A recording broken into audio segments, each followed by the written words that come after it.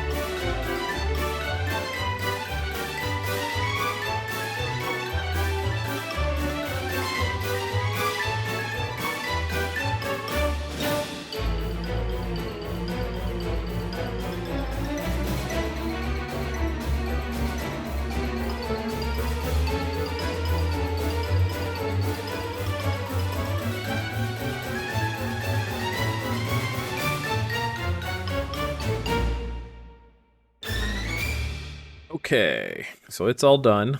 And as you saw in the little building montage, it is a 7x7 block. Or, yeah, I mean, it is kind of a block. I've got a little landing here. This is going to be for me to be able to get up here and feed my villagers. They're going to exist in that little hole right there. And then they're going to, because there's enough beds here, they'll breed when we give them enough food. And then the baby will fall through the bottom there where that fence was, as you saw up there, and land in here. And then I've opened this up so that when he comes out here, I can grab him and take him over there to his new life as a monk in the monastery. So this is a design by another YouTuber named Zinji, and I will put a link to that design build instructions in the description below. Check them out. Super helpful for me. The thing I love about this game is I don't have to be an expert at anything because somebody else has already done it and I can follow their lead. So that said, what's our next thing? Now we need to find some villagers who we can turn into our breeding stock. Luckily, while I was looking around for villagers last time, I did see right over here an underground village. And I looted it out. There was nothing special in there, just a bunch of normal stuff. But I'm pretty sure we can go over there and get us some villagers to turn into our initial breeders since we've killed this village. So I'm going to run over there and we'll see if we can grab some of them and bring them back. Where was that? It's right up there.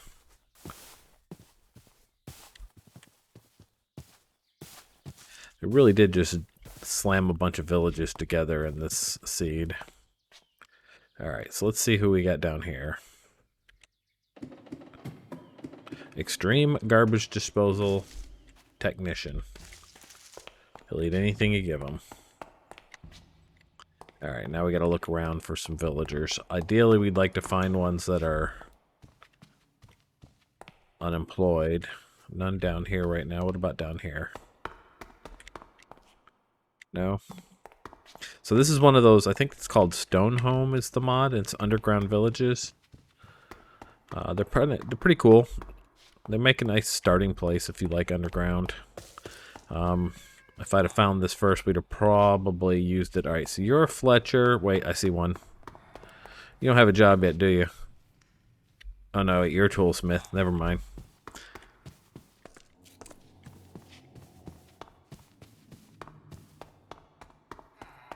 There is a priest, which is useful. A cleric, we can use him for trading flesh later on. Must be getting on nighttime. These guys all have jobs. Let's sleep till morning and then we'll look around a little more.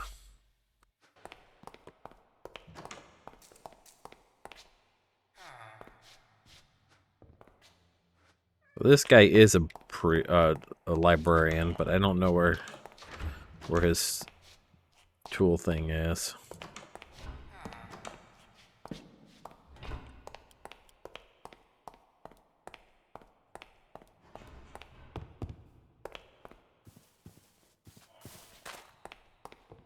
Ah, found his lectern right here. But there's also more down here. Nope.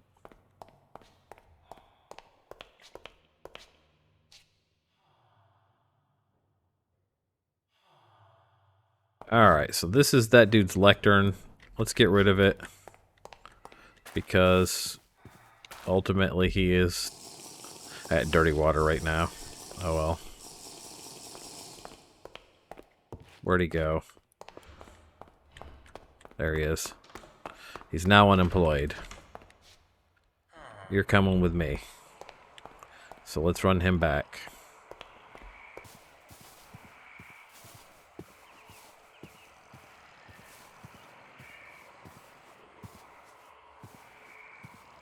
So we're going to take him up here. We're going to try and take him up here.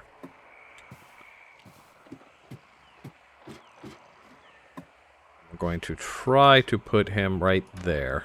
There we go. So that has him in his spot. Now the way it works is these trapdoors will hold him back. And then he'll pretty much live there. So let's go get another one and we'll do this again.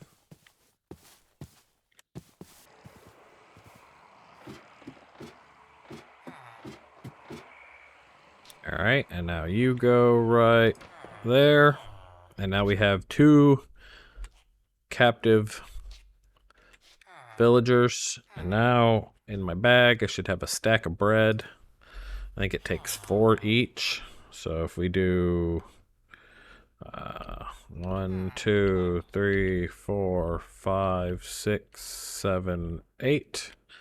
I think if one of them picked up too many of them, he'll throw the extra 4 to the other person. But I'm going to go an extra 1, 2, 3, 4, 5, 6, 7, 8. I'm going to double up how much I throw to them. And we'll see what happens with that. So now, one should share the excess with the other. And then any time now, they should breed. Just give them a minute.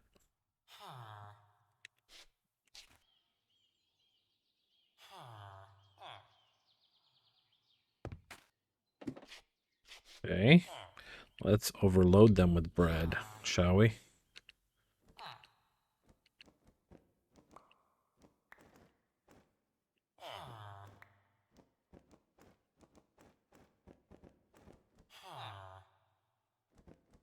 More bread than you can shake a stick at. How about that?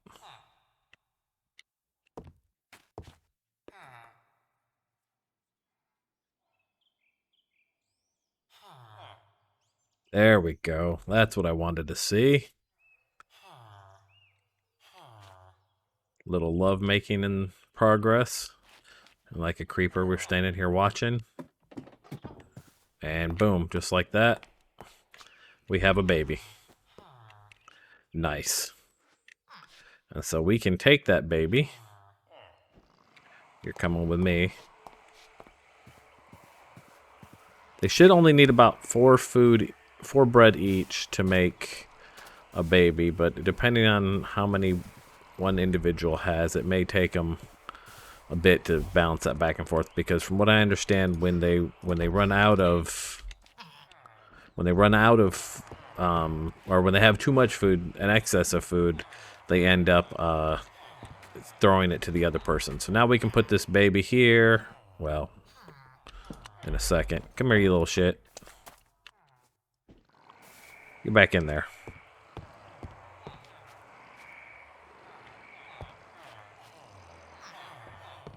And when he grows up, we can turn him into another priest or another librarian.